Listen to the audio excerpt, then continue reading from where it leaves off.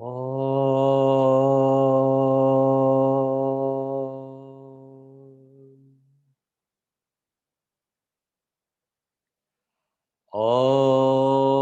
Sahana Vavatu Sahanau Bhunaktu Sahaviryam Karavavahai Tejasvinavadhitamastu ma vidvishavahai. Om Shanti Shanti Shanti.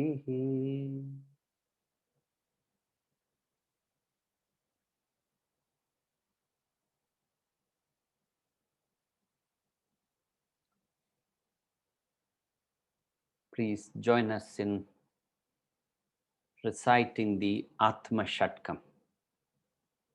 Mano buddhya hankara chitani naham न च श्रोत्रजिह्वे न च घ्राणनेत्रे na cha vyoma भूमिर्न तेजो न वायु चिदानन्दरूप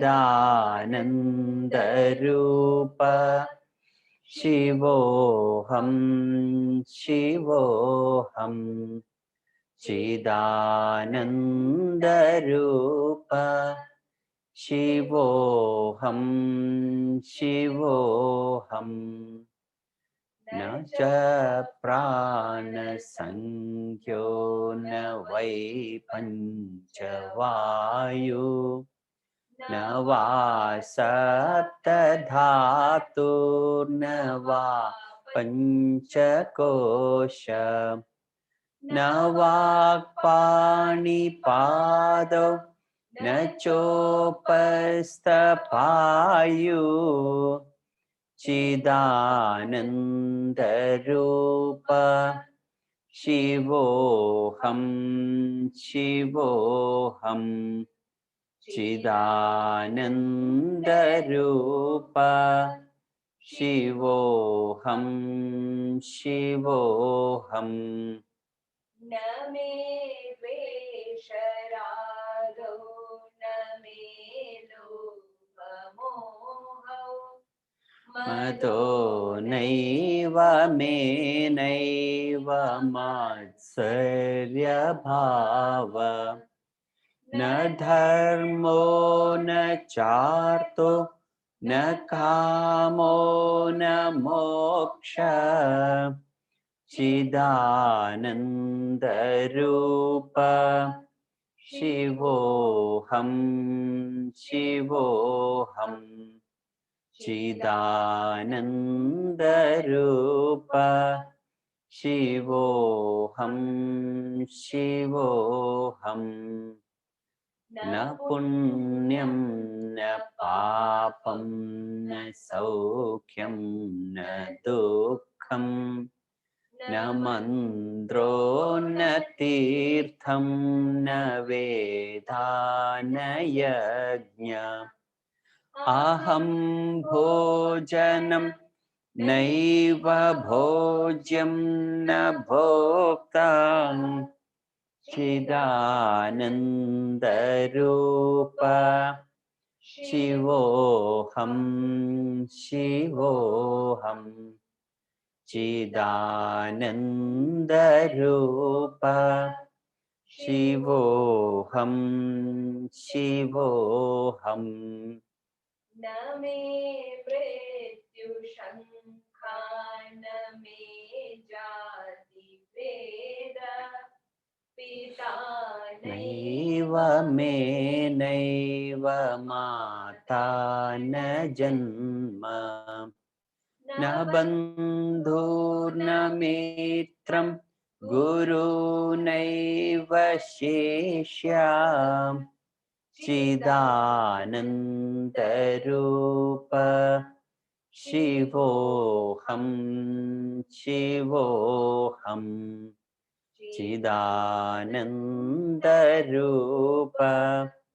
शिवोऽहं शिवोऽहम् अहं निर्विकल्पो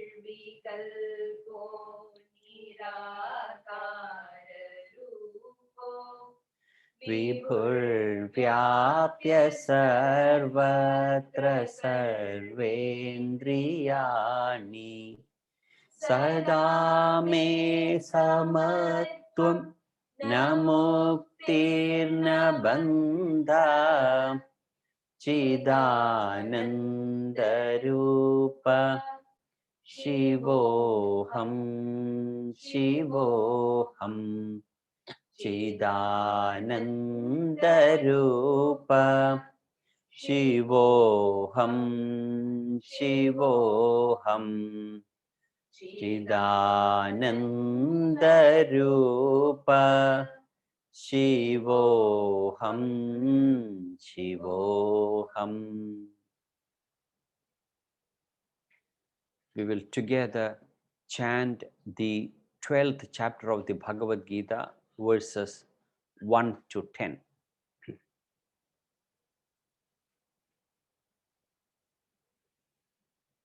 अथ द्वादशोऽध्यायः अध्यायः अर्जुन उवाच एवं सततयुक्ता ये भक्तास्त्वां पर्युपासते ये चाप्यक्षरमव्यक्तम् तेषां के योगवित्तमाः. श्रीभगवानुवाच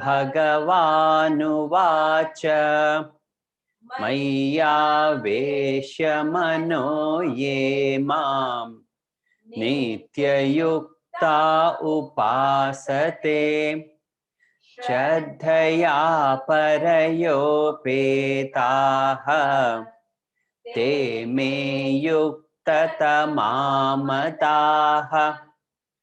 ये त्वक्षरमनिर्देश्यम् अव्यक्तं पर्युपासते सर्वत्र गमचिन्त्यं च कूटस्थमचलं ध्रुवम् सन्नियम्येन्द्रियग्रामम् सर्वत्र समबुद्धयः ते प्राप्नुवन्ति मामेव सर्वभूतहिते रताः. क्लेशोऽधिकतरस्तेषाम् अव्यक्तासक्तचेतसाम् अव्यक्ता हि गतिर्दुःखम् देहवद्भिरवाप्यते ये तु सर्वाणि कर्माणि मयि सन्न्यस्य मत्पराः अनन्येनैव योगेन मां ध्यायन्त उपासते तेषामहं समुद्धर्ता मृत्युसंसारसागरात् भवामि न चिरात् पार्थ मय्यावेशितचेतसाम् मय्येव मन आदत्स्व मयि बुद्धिं निवेशय निवशिष्यसि मय्येव अथ ऊर्ध्वं न संशयः अथ चित्तं समाधातुं न शक्नोषि मयि स्थिरम् अभ्यासयोगेन ततः मामिच्छाप्तुं धनञ्जय अभ्यासेऽप्यसमर्थोऽसि मत्कर्म परमो भव मदर्थमपि कर्माणि कुर्वन् सिद्धिमवाप्स्यसि.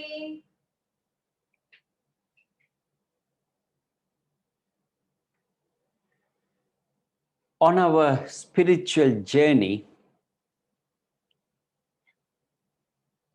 you got to remember two aspects. One is commission, the other one is omission.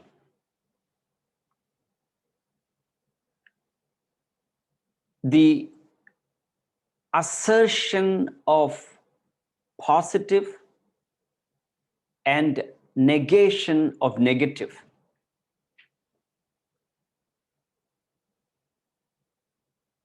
A lot of you all may be doing a lot of spiritual sadhana, but you may not be seeing the impact, the benefit of your effort, because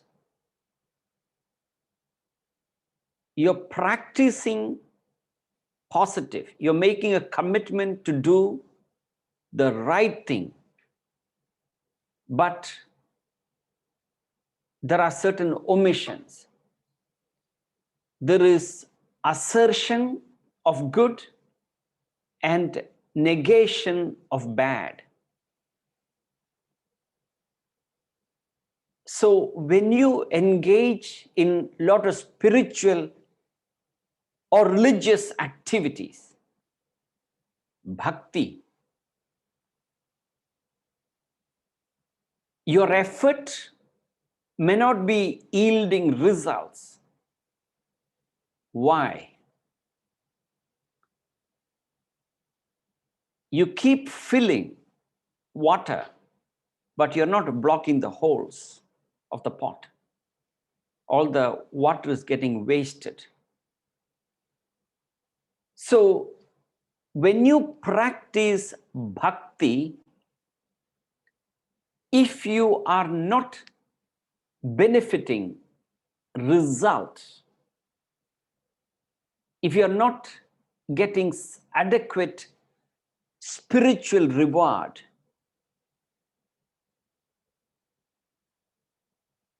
one of the main reasons, especially when it comes to bhakti, is that you are not plugging the hole.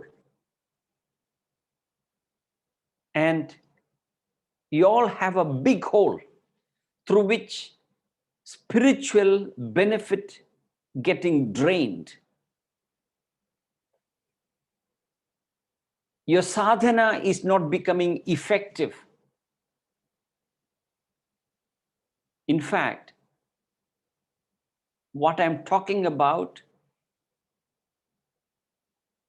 is the most important aspect of bhakti. And what is the most important aspect of bhakti? We spoke about surrender the other day. We have sort of thrashed it out, a threadbare analysis. That's one.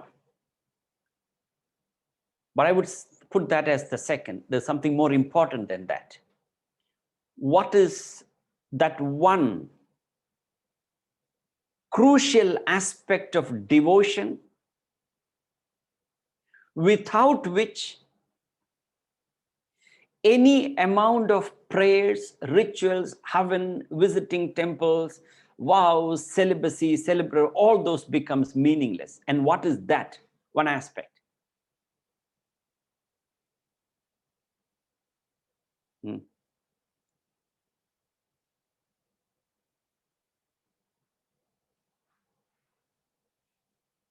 Karshan?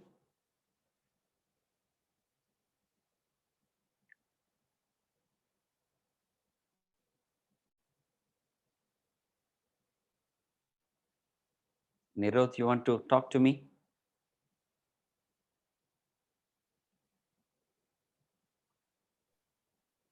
Hare Prof. Hariom? I think it's gratitude. You got such a beautiful voice. Why are you hesitating to speak? Thank you. Gratitude is important, but something more important than that. In fact, it's very difficult to place one superior to the other. But yes, gratitude is one aspect.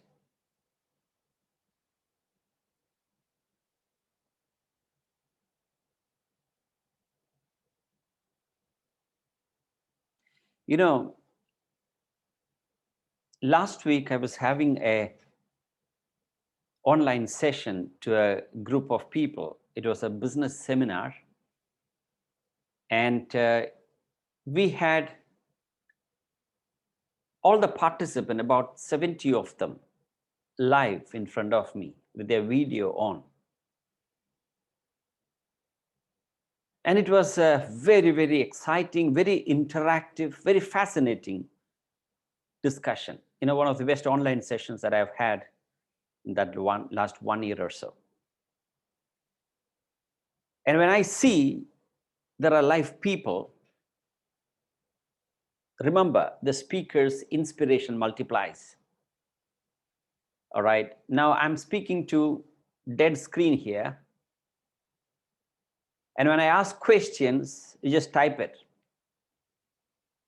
Now, after the experience, I've been toying with the idea of asking you all to switch on the video. That is from next class onwards.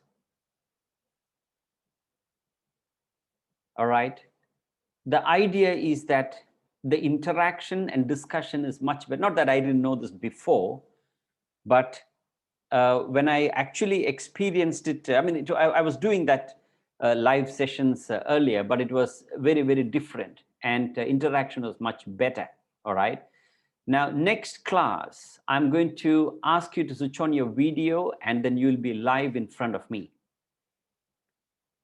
Has any one of you got any objection?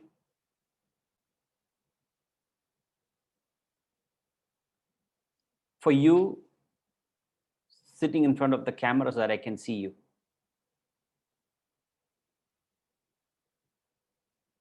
Has anybody, I can see a lot of positive feedback, thank you. Has any one of you got an objection?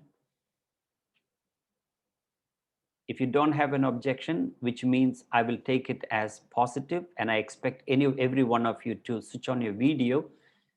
And if I don't see you switching on your video, you will not be admitted to the class. Let's be as simple as that. There's nothing to feel shy, or you don't even if you don't have your makeup on, that's fine. If your room is unkempt, it is okay, that's fine. All right.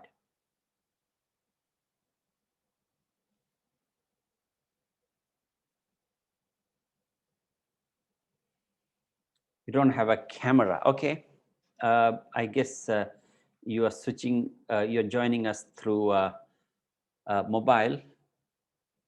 These days, mobile phone also come with the camera, JY. All right. We will. I'm going to speak to you tomorrow. All right. I'll give you a call. All right. Thank you for agreeing. So next class, please switch on your video so that I can see you. And we might be desktop PC. Desktop PC is okay, or even your mobile phone is fine too. All right. I guess that is agreeable, and so that I can have an interaction. Okay.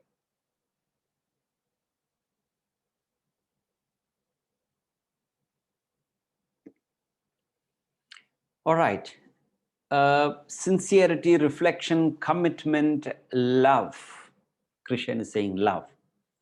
Christian, yes, that's the answer I was looking for. It's not that I'm looking for, it is Bhagavan Krishna says in the Bhagavad Gita. I'll point out to you. Now, you said love. What is that? What is that love that you're talking about? I don't understand. Can you please explain to me?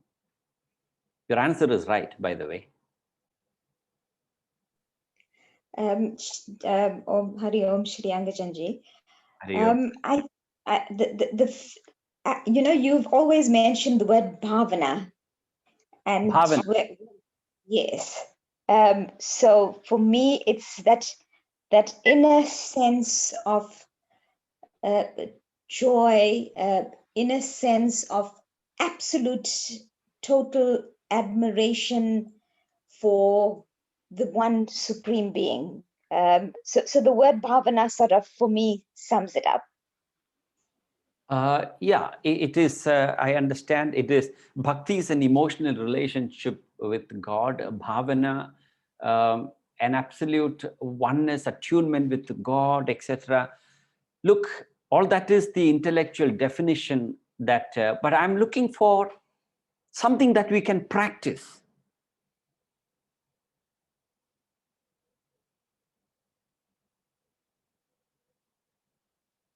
Hmm?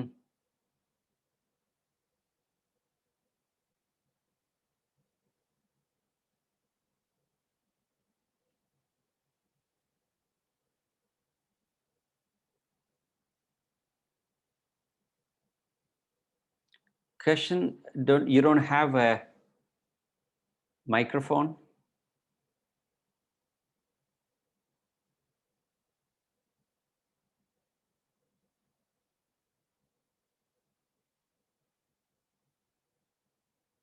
Question?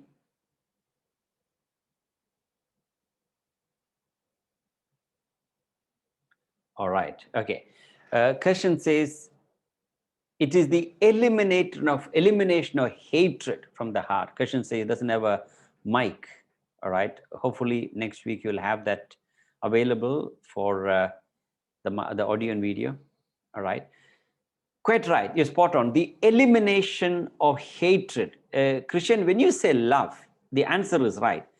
But then, how do you define it? The moment you say love to a person or a group of people, still there is a boundary. So what we can do is eliminate hatred from our heart.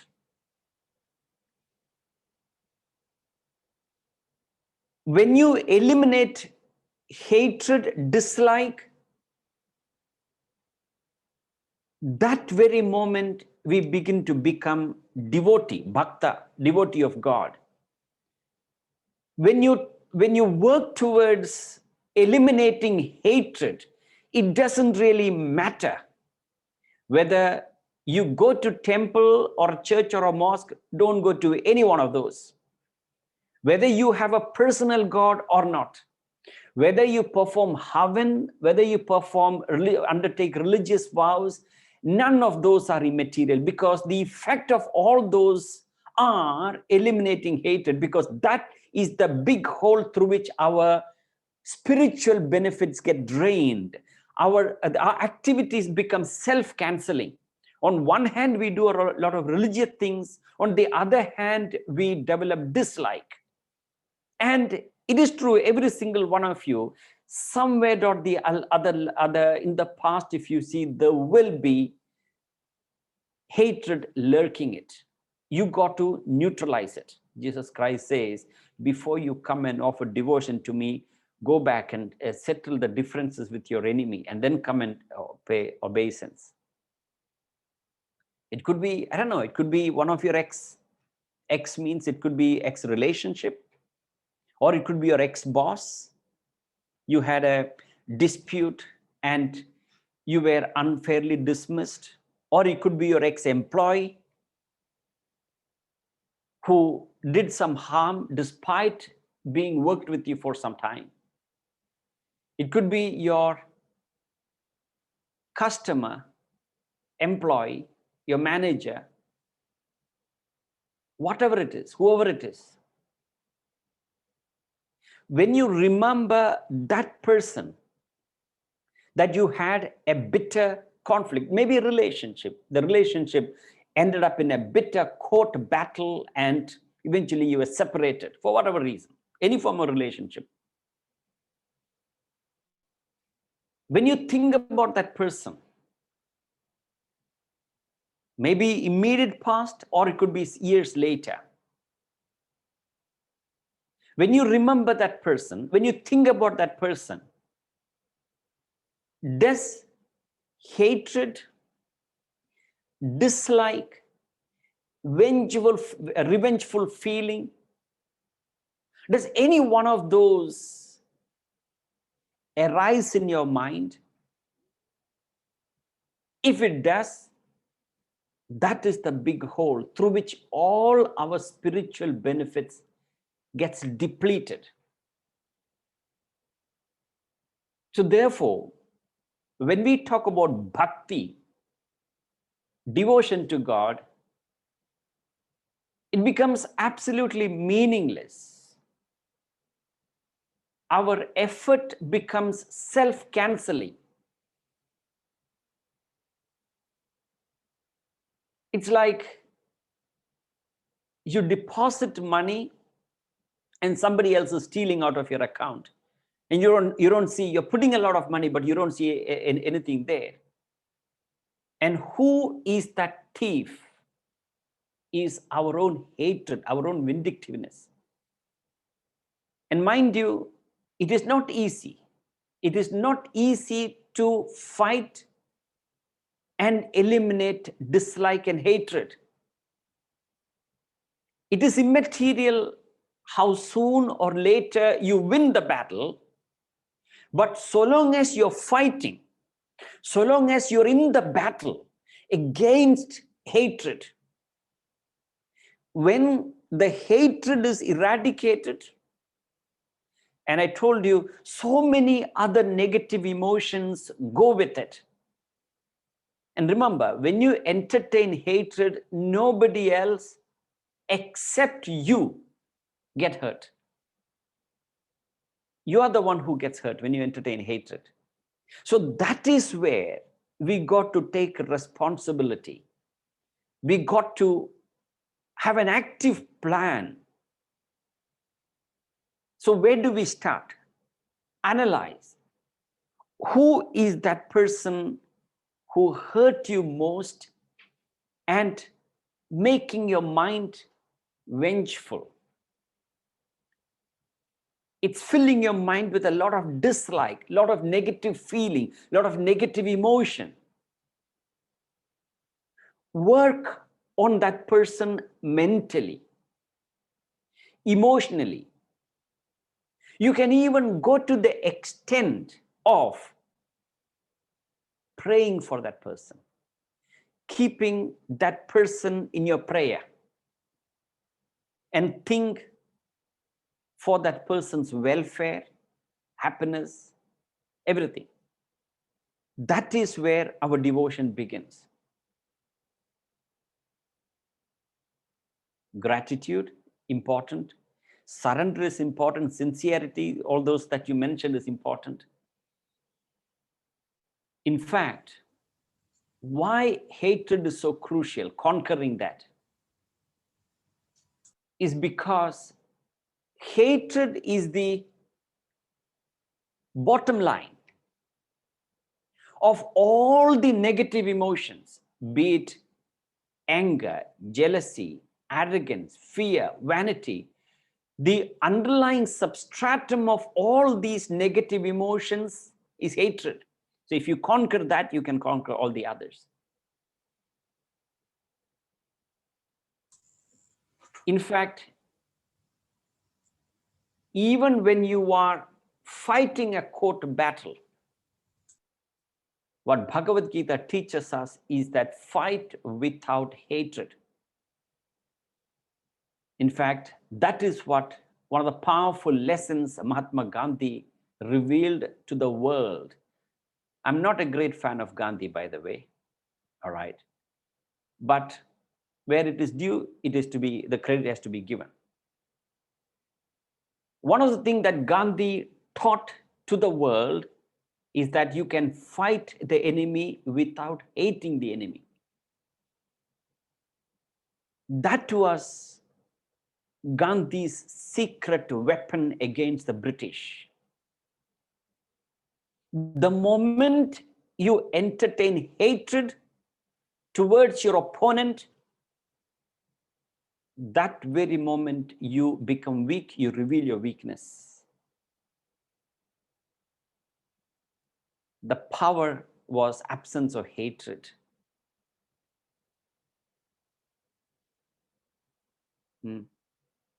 That is where we got to eliminate. And when you prepare your mind by eliminating hatred, one of the verses he mentioned, Sarva Bhuta Hiderataha, verse 4, rejoicing in the welfare of all beings. Rejoicing in the welfare of all beings.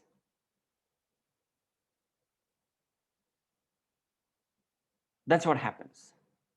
So when you talk about love, when you eliminate hatred, the remnants is love. Just as if I come to you with a basket full of marbles, a mixture of red and blue marbles,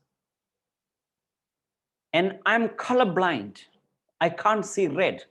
Or say, let's say you are colorblind. I'll bring it to you. And I request you, please segregate all the red marbles from the mixture of red and blue marbles. And then you tell me, Angajanji, I'm so sorry, I'm colorblind, I can't see red marbles. Then I tell you, all right, don't worry, get rid of all the blue marble, take away all the blue marbles. When you remove all the blue marbles, what remains is red marbles. So when we say love, our concept of love is limited to an emotion that is directed to a person or a group of people or your Ishta Devata. But then you reduce devotion to a sentiment, a feeling. It is much more than that. So in order to practice, eliminate hatred, automatically your mind gets filled with love. Thereafter, there is no agitation, there's no unhappiness, mind is focused. Such a mind, he says in the 6th verse, those who worship me, renouncing all actions in me. So when we don't have those emotions, we are able to surrender all our action to the Supreme, regarding me as Supreme, regarding God as the ultimate purpose, nothing else. Everything else that we do is only directed towards that.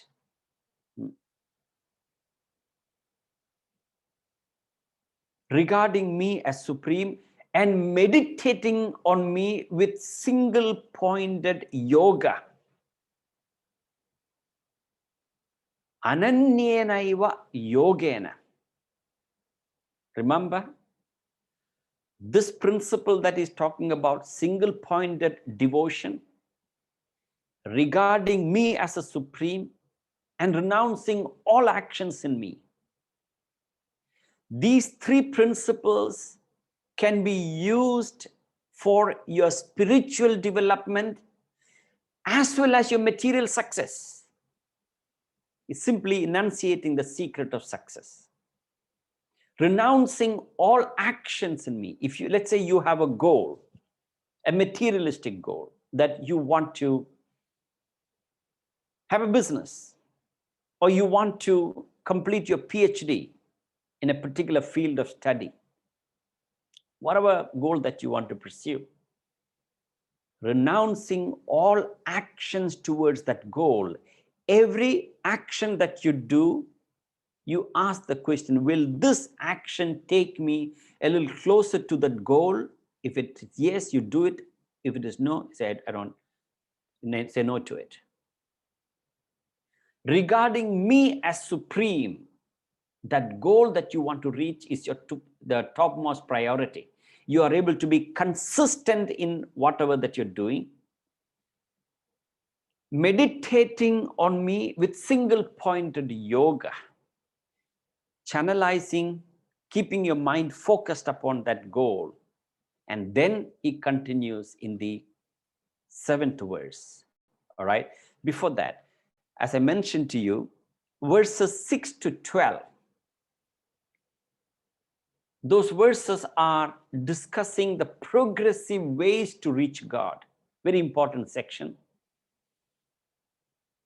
6 and 7 is actually talking about meditation. You renounce the attachment to the world. All right. And he says, Lord Krishna becomes the deliverer of liberation. He delivers you from the cycle of birth and death. All right. And then from verse 8, 9, 10, and 11, he talks about progressive ways to reach God. Verse 8 talks about meditation.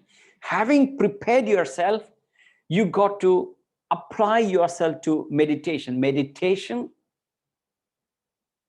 is the final gateway to God realization. Meditation is the last lap of your spiritual journey. That is, he's explaining the entire procedural details, how you got to go through the discipline, karma yoga, bhakti yoga, jnana yoga, and hatha yoga. We discussed all that in the beginning of, before we started the 12th chapter. When you, with shraddha, devotion, faith, practice these yoga, you come to the next stage called uparati, where the mind is free from its preoccupation with the external world. Such a mind is available for dharana, that is concentration. And concentrated concentration or intense concentration, single pointed concentration is dhyana or meditation. The four yogas, uparati, dhyana, and meditation. And such a mind you apply for dhyana, meditation. And that will eventually take you to God realization. And then he says in the 9th verse, if you are not able to meditate, not everybody is designed to practice meditation. Very few people in the world are really, really designed for meditation. And yet, people think meditation is the easiest way. When they meditate without preparation, they do experience a temporary solace. You know, there is a lot of biological actions happen, biological, things happen in your brain when you meditate. It's scientifically proven. There will be a sudden result. But if they continue doing that, they get neutralized to that feeling. All the stress and anxiety comes back. So with preparation, you meditate. If you're not able to meditate, what do? In the 9th verse, he says, abhyasa. Abhyasa means practice. That is, what happens is that when you apply your mind on meditation, your mind wanders. Everything else except what you're thinking about. Let's say you're meditating on a particular mantra. Let's say Om Namah Shivaya. You keep chanting Om Namah Shivaya, Om Namah Shivaya. The mind is actually chanting the mantra. As the mind is chanting the mantra, your intellect, buddhi, observes the chanting of the mantra. But after a minute of chanting, the mind slips into an unwanted thought. And what is that thought? An old friend called Shiva borrowed 100 rand from you and he did not return it. Despite following it up, Om Namah Shivaya took you into a tangent. Meditation is gone. The mind wanders. Mind slips into unwanted thoughts. When that happens, abhyasa means gently bring the mind back into the present concentration. And when you practice abhyasa, when you practice that meditation, you can use many accessories to facilitate your concentration, and one of them is japamala. Japamala is the mala, the rosary, usually made of rudraksha. Rudraksha is a seed of a particular tree. Rudra Aksha. Rudra means Lord Shiva. Aksha means eye. Rudraksha literally means the eye of Shiva. So that seed is made of Rudraksha. So you use the Japamala. And as you keep chanting, every time you chant the mantra, let's say the mantra Om, you use your thumb and middle finger and keep the index finger out. All right. You hold the mala on your middle and thumb finger every time. Sorry, you hold your mala on your ring finger, and every time you chant the mantra Om, you pull the bead towards you, not away from you. You pull the bead in the direction you eat, not the direction that you vomit. You keep pulling. And usually the mala is made of 108 bead. And once you finish 108 chanting, you'll come to the pendant. When you reach the pendant, you turn the mala the other way and continue your meditation, provided you are prepared. Mala is used as a policeman. So when the mind wanders, your pulling of the bead stop, and that gives you a jerk. So Japamala is used as a policeman from wandering the mind. All right. And then, of course, you got to choose the right time, preferably in the Brahma Muhurtam. And right place. There is a place where there is minimum disturbance. And before you start meditating, it is strongly advised to practice about 10-15 minutes of breathing exercise, pranayama. Very effective. And with all this, if your mind is still not cooperating with you, just watch the mind, just observe. You treat your mind like a child, like how you treat a child. How do you treat a child? There are two types of mothers. All right. One set of mothers scream and shout. Weak one. The strong mothers do not scream and shout at the children. They might do, but very sparingly, because they use the power of silence. They just watch the child, observe, when the child is up to mischief. And no reaction whatsoever, just watching, stony, silent, very stoic. The child feel very uncomfortable. The child would say, "Mommy, why are you looking?" No reaction. Keep watching.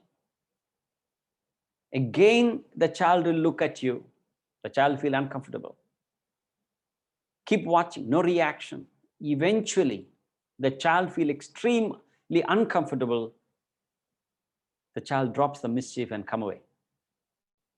Watch the mind. Similarly, observe the mind. Let the mind go where it wants to go. It wants to go to movies, let it go. It wants to go to discotheque, let it go. It wants to go to women, let it go. It wants to go to money, let it go. But watch. Watch the mind wherever it goes. Observe. With the intellect. And then you persuade the mind, you coax the mind. In fact, one of the other Shastras talks about abhyasa, practice. Sama, dana, bheda, danda.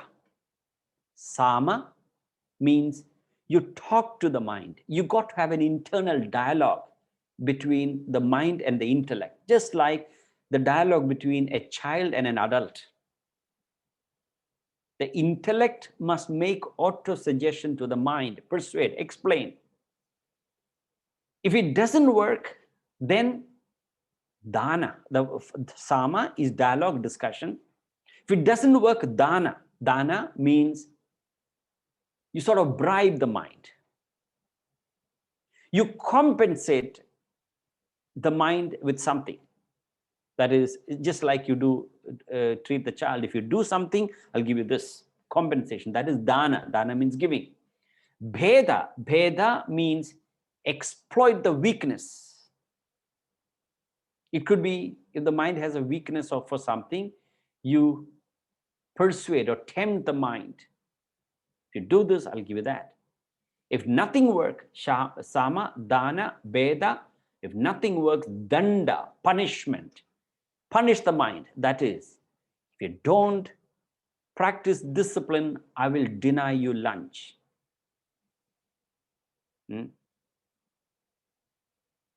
So those are all aspects of abhyasa. And if abhyasa doesn't, even if you can't practice, first of all, meditate. The mind is not concentrating, try to practice, bring the mind to the point of concentration. Even if abhyasa doesn't work, and then he tells us in the 10th verse, that is, let your actions be dedicated to the goal of God realization, just as an ambassador of a country,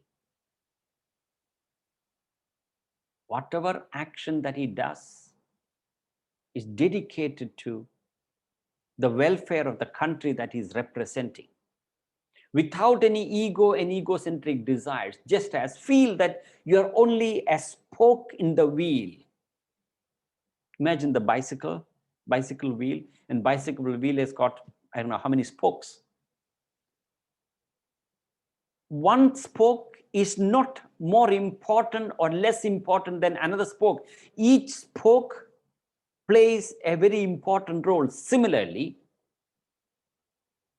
each one of us in this world is as important or as unimportant as anybody else. We simply act as an ambassador of God, act without any motive. Observe nature, how, that's all we very difficult to find among people who does things without any motive. Trees bear fruit without any motive, just bears it. Rivers carry water without any motive. Sun shines, rose gives fragrance without any motive. Nightingale sings without any motive. Act without any motive. If you can't, even with abhyasa, if you're not able to meditate, go back, practice karma. And if you can't dedicate your action to that supreme, and then he tells us in the 11th verse, act, okay, fine. You act according to your desire. Choose a field of activity according to your swadharma, according to your strong desire.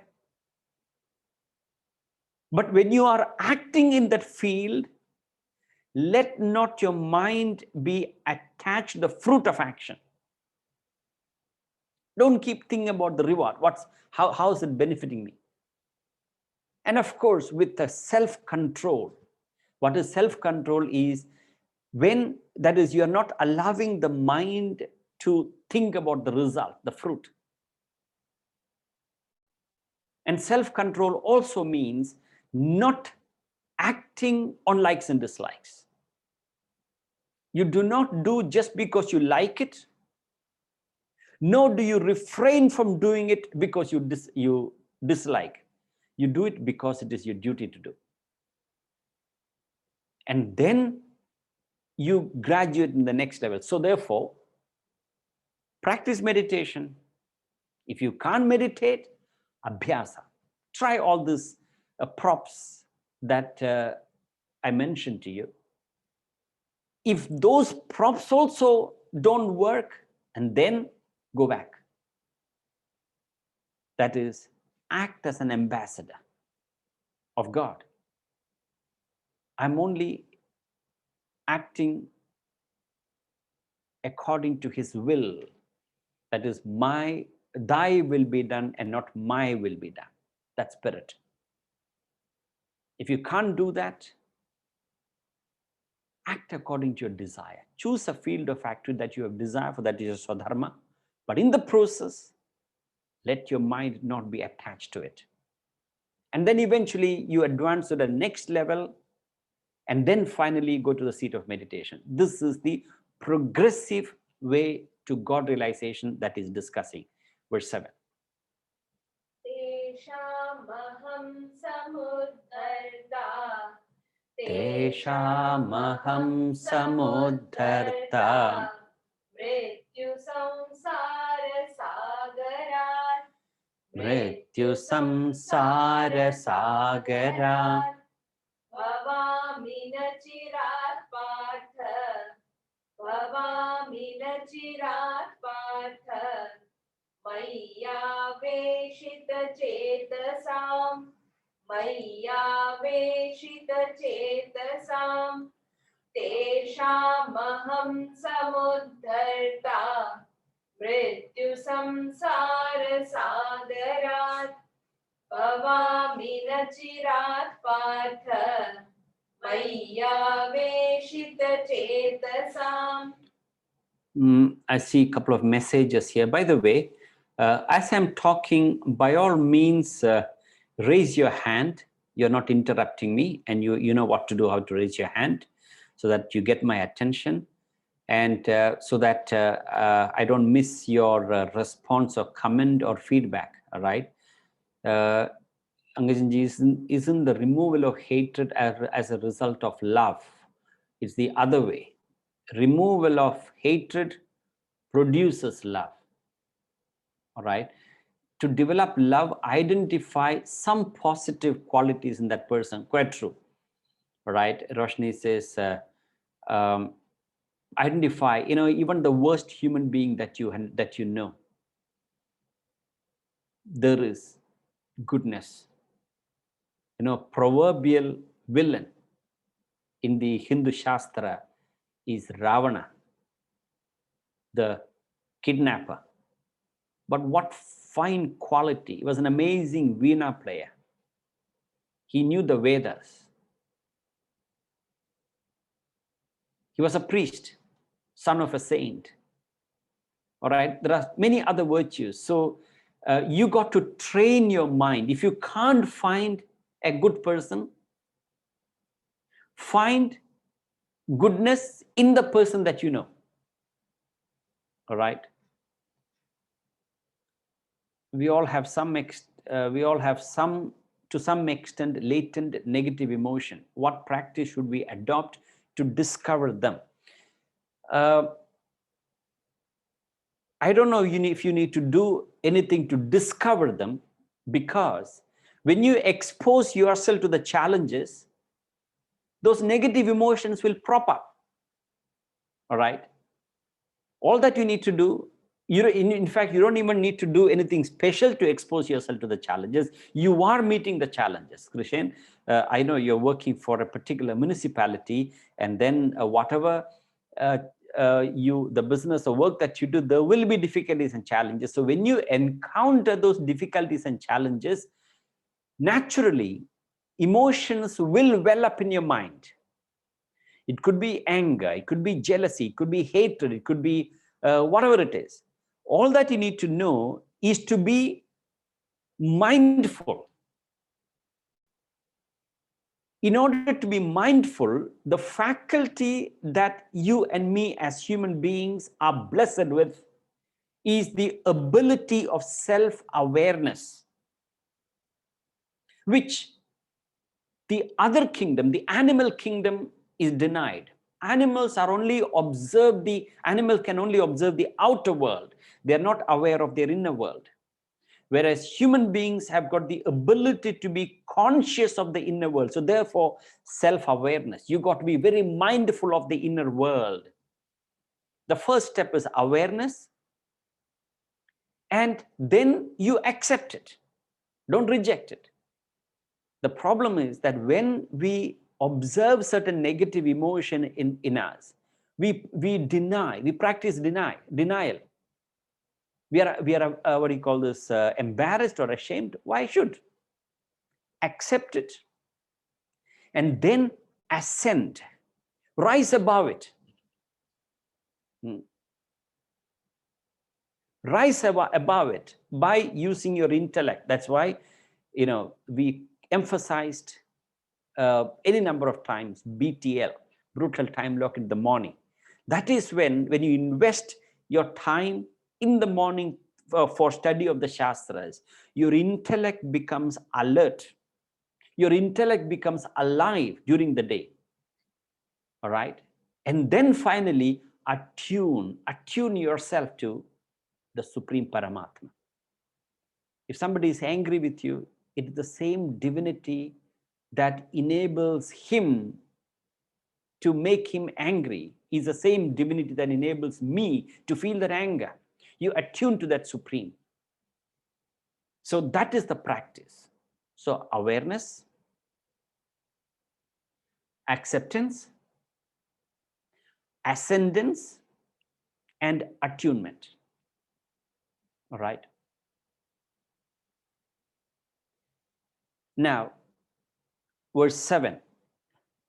He says, for those whose minds are set on me,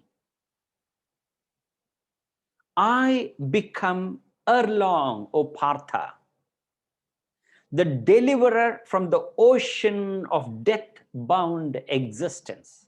O Arjuna, if you practice what we discussed earlier, for those whose minds are set on me, not casually, not when it is convenient, that is your priority. In and through all our action, our business, job, family, etc., we got to be aware. Just as when a person is celebrating his or her birthday, when you're let's say you're celebrating your 40th birthday, that is the crown birthday, right? And your family, friends, everybody's coming, attended, and there's a lot of music and dance and fun and frolic, everything. It's your birthday, right? Amidst all these noise and excitement, there is an underlying awareness that all this are happening because it is my 40th birthday. Is it a conscious awareness? No. It's an underlying awareness. That is the feeling in and through all our transactions. For those whose minds are set on me, I become erelong, before long. Doesn't take too long, it's a matter of time. How long? It's up to you. If you ask me, how long will it take for me to become a billionaire? I would say erelong. It won't take much time because it is very subjective. Why? Because how much debt you have and how much is your earning. So for you, becoming a billionaire depends upon how much is your debt and how much is earning capacity. So Krishna is a very polite, he is very, diplomatic. Don't worry, erelong, O Partha, I become the deliverer from the ocean of death-bound existence. Our existence, samsara, bhavami achirat Partha. Achirat means erelong. From where? I will liberate you erelong. From where? Mrityu samsara sagarat. In the ocean of death-bound existence. This life is an ocean. Now this samsara sagarat, samsara, the word samsara means samsarati iti samsara. Samsarati means that which keeps changing is samsara. So when Krishna talks about this death-bound existence, he's talking about this world of pain and suffering that you are living. I will liberate you. You don't have to worry. What you need to do, you only need to follow what he's telling you, and I will liberate you, says Krishna. Deliverer from the ocean of death-bound. Death-bound. What is this death-bound? Death means birth. Birth means death. In the process of birth and death, this life is maintained. Death is not something that happens once in your lifetime. Death is something that happens every moment, every day of your life. Death is not something to be afraid of.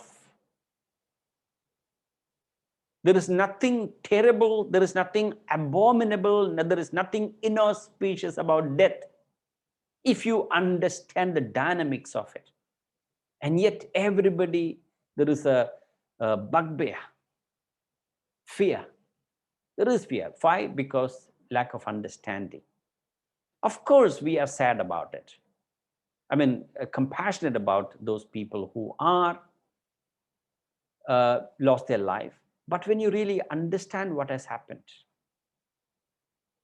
there's nothing to be afraid. There is nothing to be grieving about. Simply need to understand. So samsarati, that which keeps changing. Krishna says, I will liberate you from the world of ocean of death-bound existence. And in this ocean, there is a boat. And what is that boat?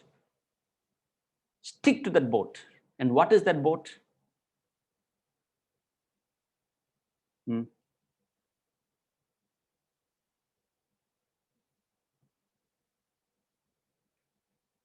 So long as you are in the boat, you will feel the, what do you call this, rocking because of the strong waves, but remain in the boat.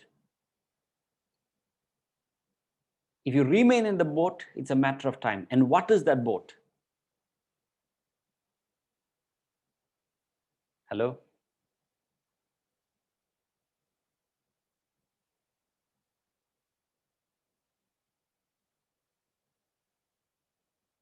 Thereby, you don't have a mic as well.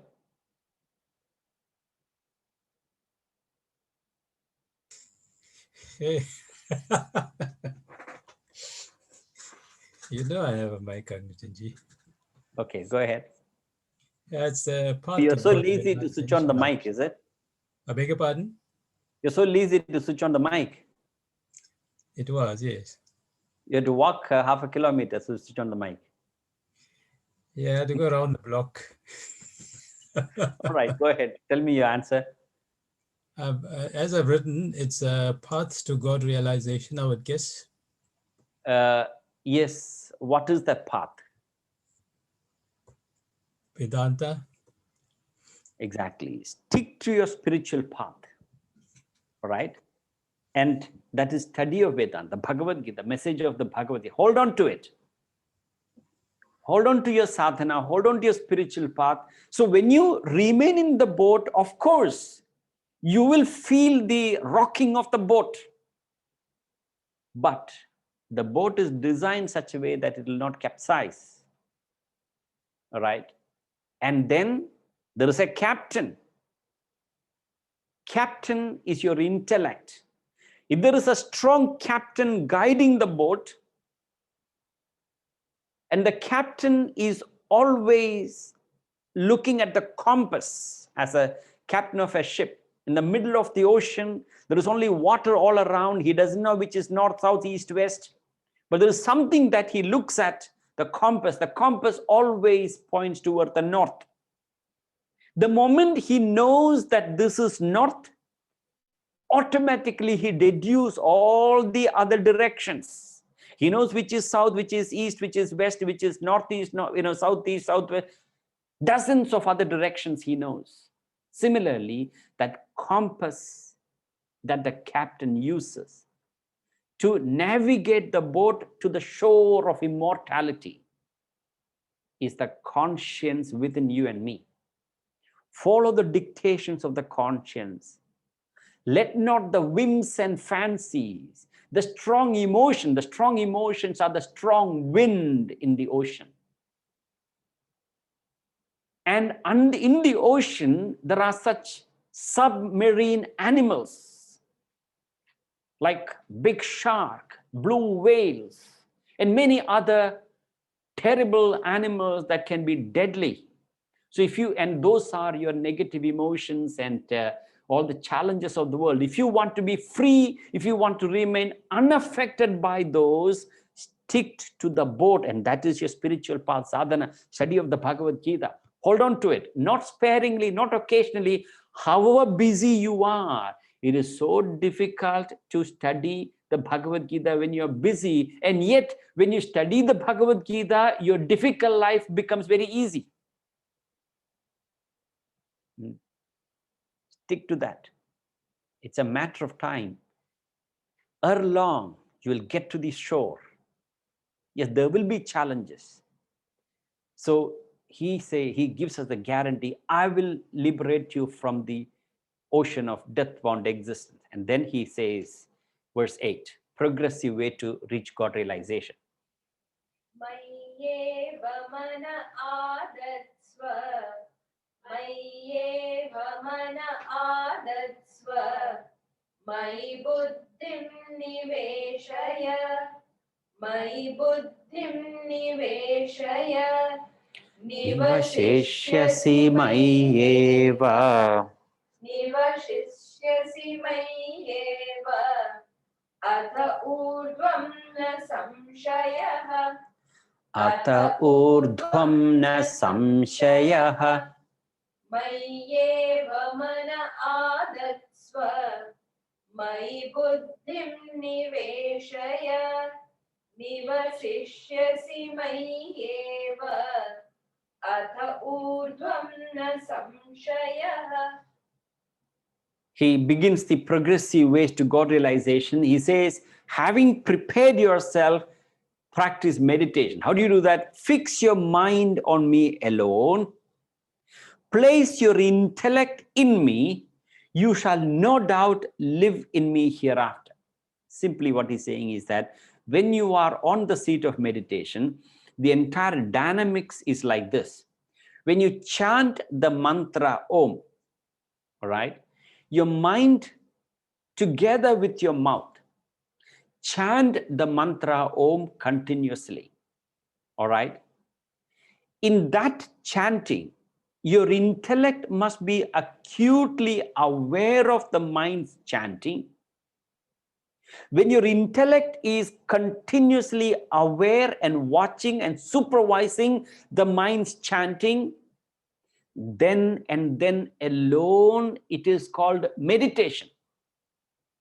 And what is not meditation is when the mind itself gets carried away, when the mind develops a fascination to a particular object or being, and the mind is fancying, keep thinking about it, that is not meditation. If that is so, all the lovers in the world will be God realized by now because they're constantly thinking about their beloved.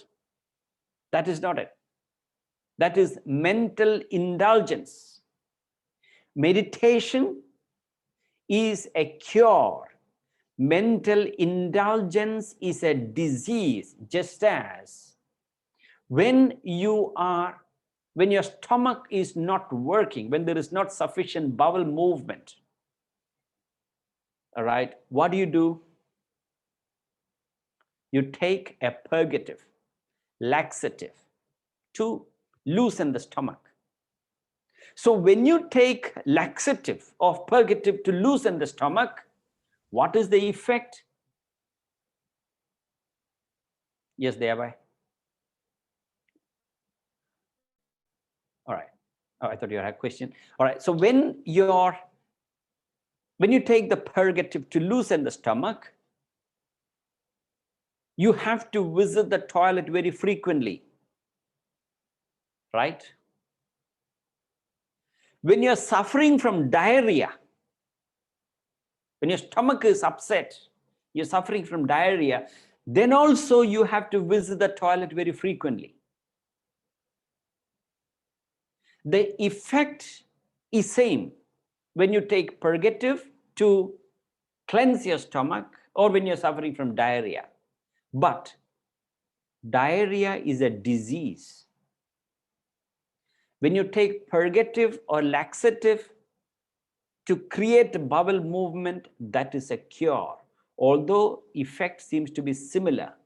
Similarly is the difference between meditation and mental indulgence. When many people claim that they are meditated for 1 hour, 2 hours, that is hardly from meditation. Hardly meditation. It is simply mental indulgence. Here he's specifying very clearly. He says, fix your mind on me. Let the mind constantly chant the mantra which represents the Supreme. Place your intellect on me, meaning let the intellect observe, watch, and you shall no doubt live in me hereafter. So to be able to do that, you got to prepare yourself through a lot of discipline. If you're not able to do this, what do we do? 9.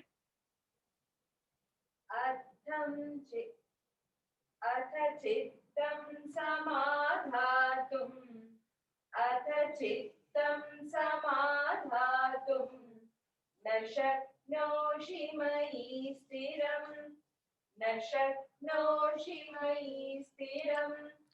Abhyasa yogena tataha. Abhyasa yogena tataha. Mamichhaptum dhananjaya. Mamichhaptum dhananjaya. Atha chittam samadhatum, na shaknoshi mayi stiram. Abhyasa yogena tataha. Mamichhaptum dhananjaya. If you are not able to meditate, he says, if you are unable to fix your mind steadily on me, adha chittam, meaning if your mind samadhatum na shaknoshi, that is, if you are unable to fix your mind on me, if you're not able to meditate steadily, all right, the mind is very restless. By abhyasa yoga, the yoga of practice, abhyasa literally means practice. Practice abhyasa, then then you reach me, O Dhananjaya. Reach me by the yoga of practice. On the seat of meditation, I told you, use japamala, use an ideal time, preferably early morning, not after work.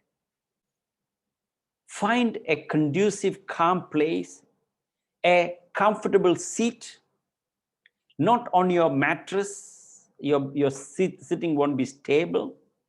The ideal sitting mat that is recommended is a blanket twice folded.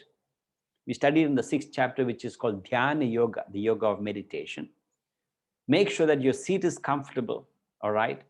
And then use those skills to persuade the mind. You observe the mind if the mind is very obstinate, all right? And of course, don't forget pranayama. Before you start meditating, practice deep breathing. There are different types of deep breathing. Some people take pranayama as the only spiritual practice. No, you got to have an integrated practice of all karma, bhakti, jnana, and hatha yoga. You do all that. If your mind is still very insolent, punish the mind, deny something. Practice sama, dana, bheda, danda. They all fall under the practice. All right. Make sure that you choose a mantra with minimum thought association. That is why Vedanta recommends Om as the most suitable mantra to practice meditation. All right. Should we meditate with open or closed eyes depends on your concentration. All right. If your concentration is very substantial, you can keep your eyes closed. But if your concentration is not, you can have an idol or a lamp or whatever that will enhance your concentration initially. And once your mind is trained, then of course you got to close your mind. All right. So if you are unable to fix your mind steadily on me, then seek to reach me by the yoga of practice, or Dhananjaya. And if you can't practice this, what do we do? Verse 10. Abhyasepya samarthosi. Abhyasepya samarthosi. Matkarma paramo bhava. Matkarma paramo bhava. Madharthamapi karmani. Madharthamapi karmani. Kurvan siddhimavapsyasi. Kurvan siddhimavapsyasi. Abhyasepya samarthosi. Matkarma paramo bhava. Madharthamapi karmani. Kurvan siddhimavapsyasi. He says, if you are unable to even practice, abhyasepya samarthosi. Abhyasebhya, meaning if you are not able to practice abhyasa, mat karma paramo bhava. Mat karma, Krishna says, work towards me. Feel that is the most important thing in life. Madarthamapi. Karmani. Karma means work, action. Madartham, for the sake of God. Even by performing action for my sake, you shall attain perfection. All right. Not everybody is designed for meditation. If you can't meditate, practice abhyasa. If your mind is still very, very restless, you can't even the 5 minutes meditation that we practice, if you are not able to keep the mind there also, what you need to do is go back. What is my action? Am I being selfish? Am I being egocentric? Is my activities are only driven by selfish desires? Is my activities are only driven by pleasures? Am I always thinking, if I do this, what benefit am I getting? Change that thought. Whether am I benefiting or not, I'm dedicating this action to a goal, a purpose. And the highest goal is God realization. If you are unable to even to practice regarding my action as supreme, even performing action for my sake, you shall attain perfection. As I gave you the example of an ambassador. Every action that he does is thinking about the country. You got to be the ambassador of God, as it were. That's it. And then one more verse, please, to complete the picture of progressive ways.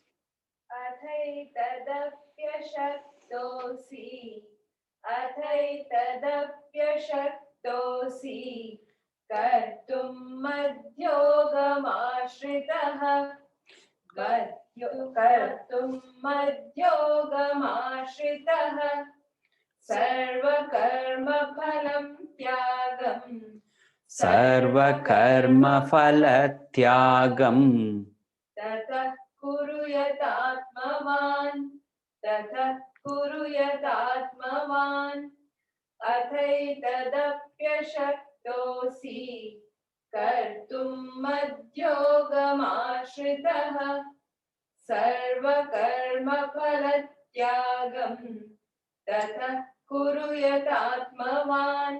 He continues to say that if you're not able to do this, all right, he says, if you are unable to do even this, referring to the 10th verse, that, every action dedicated to the goal, if you can't do that, then taking refuge in the union with me, renounce the fruit of actions and self-controlled.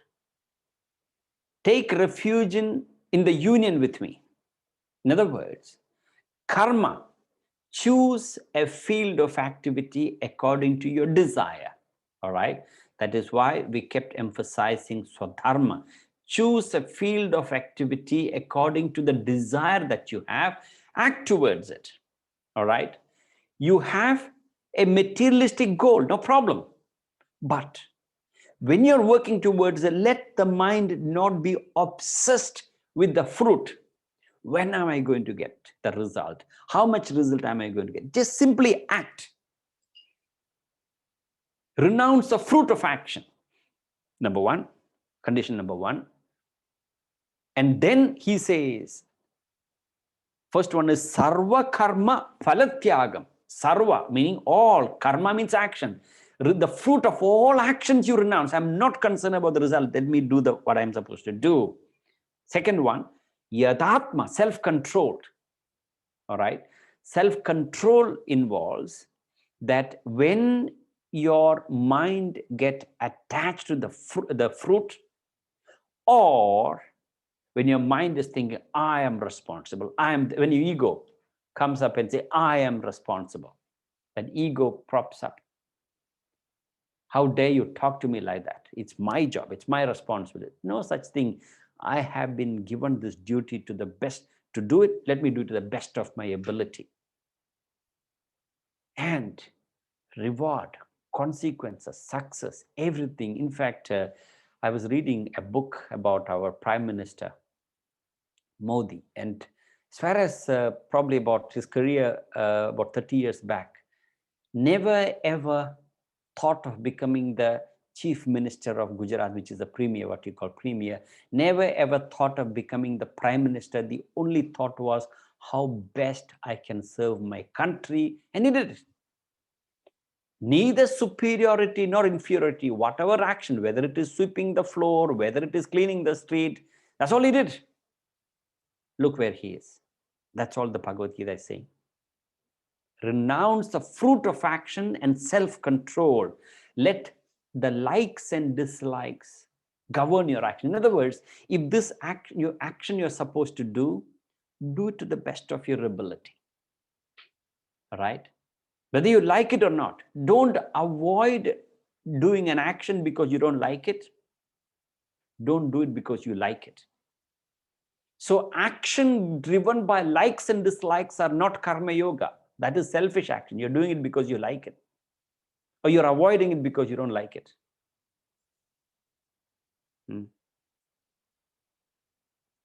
For example, it is your duty to keep your body exercised, fit.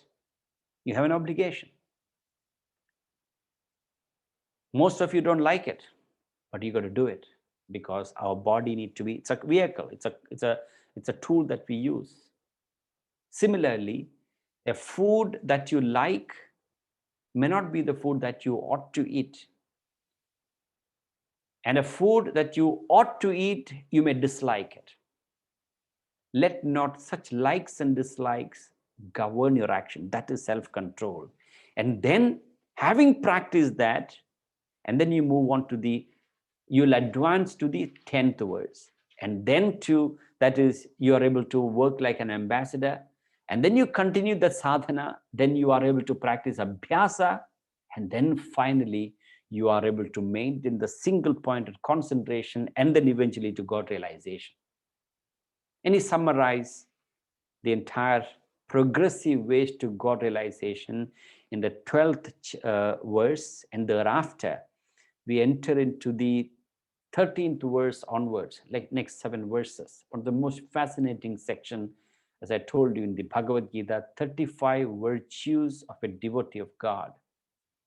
So practical. If there is one section in the Bhagavad Gita that you mustn't miss reading, so long as you're a human being, no matter which faith or nationality or race you belong to, it is this section. 7 verses.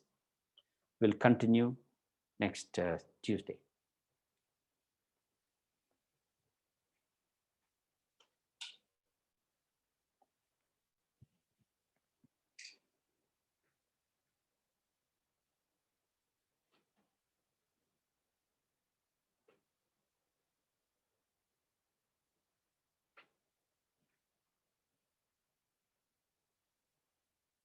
Sit in a comfortable sitting posture. Your fingers interlocked and placed on your thighs. Your entire body is relaxed. Eyes gently closed. Release the tensions on your face, forehead. Unclench your chin. Relax your shoulders. Breathe normally.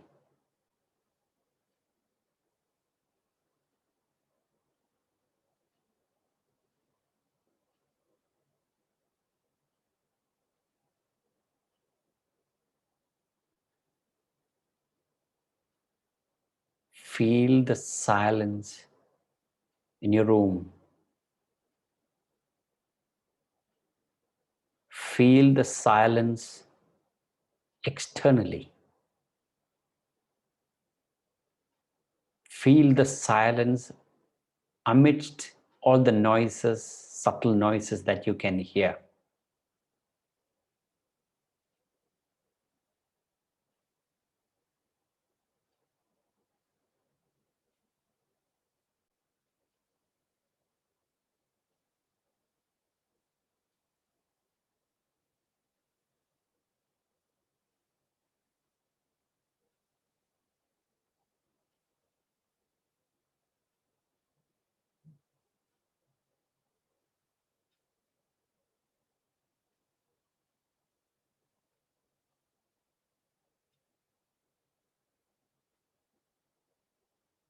Now, shift your awareness to your breathing.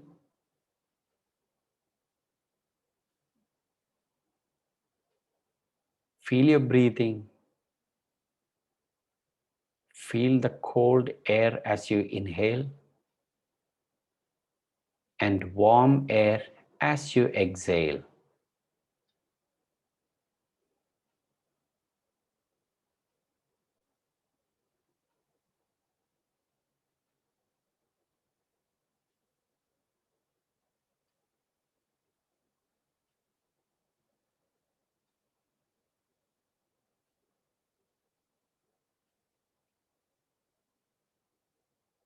We will now chant the mantra for a short while.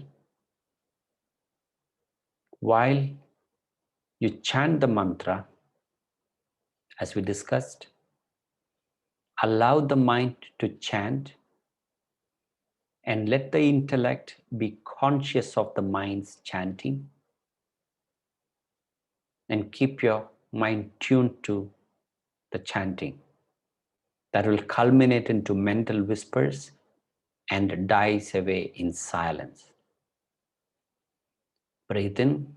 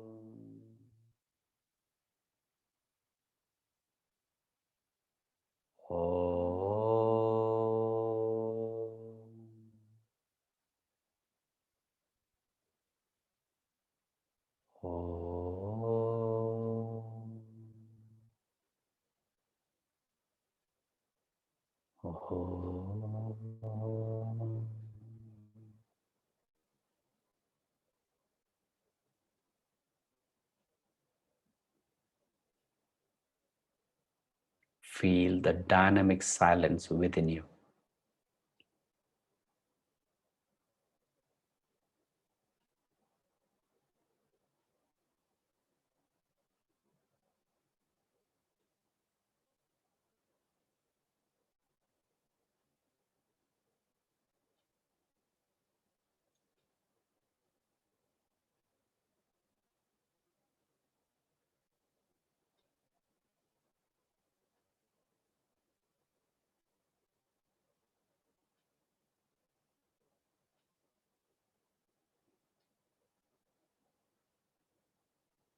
Breathe in.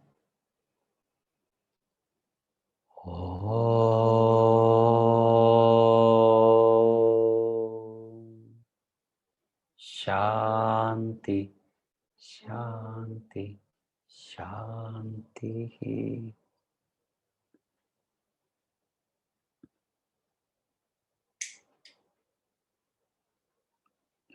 Thank you.